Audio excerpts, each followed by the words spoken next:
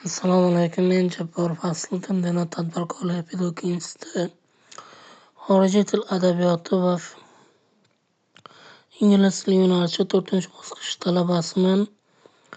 Bizning mavzuimiz Amir Temur hayoti va ijodi va uning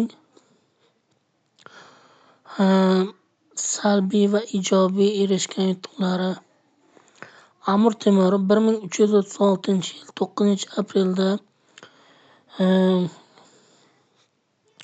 Shahrisabzda tavallud topadi va kechda ulg'ayib boshlaydi va uning otasi Amir Tarag'ay ya'ni unga bir qancha saboqlarni bera boshlaydi. Otda yurishni o'rgatadi. 7 yoshidan Qur'onni yodlatadi. Amir Temur tug'ilishidan 1 yil oldin uning otasi tush ko'radi. Shunda otasining tushida bir farishta kelib unga qilich beradi va bu tushni imom masjidiga aytib bersa, u masjid so'raydi, bu tushni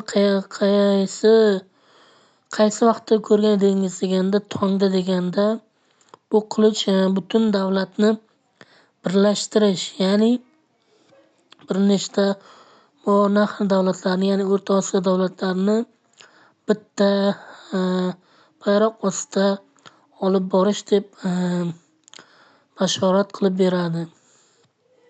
Keyinchalik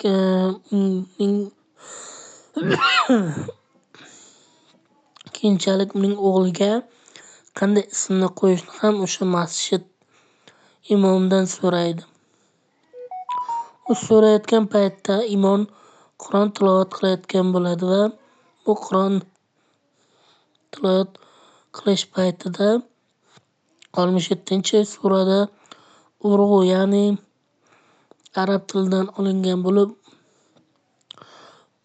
Amir, ya'ni katta, buyuk, Temur degan nomni bildiradi. Amir Temur hozirgi kunda 690 yilligi munosabati bilan bir qancha faxrli madaniy ma'rifiy yurishlar olib borilmoqda. Zakot intellektual o'yinlari o'tkazib borilmoqda. Amir Temur asosan bir qancha davlatlarni zabt etgan.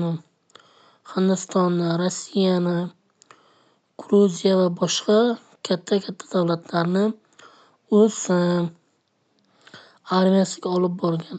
Amir Temur armiyasi juda olovli va temirdan tarkib topgan bo'lib, Amir Temur armiyasi juda katta masshtabga ega bo'lgan. Ular asosan soatlar va dubulg'alarda mashg'ulotlar olib borgan. Kechani kunduz mashq qilib yurishlar olib borgan.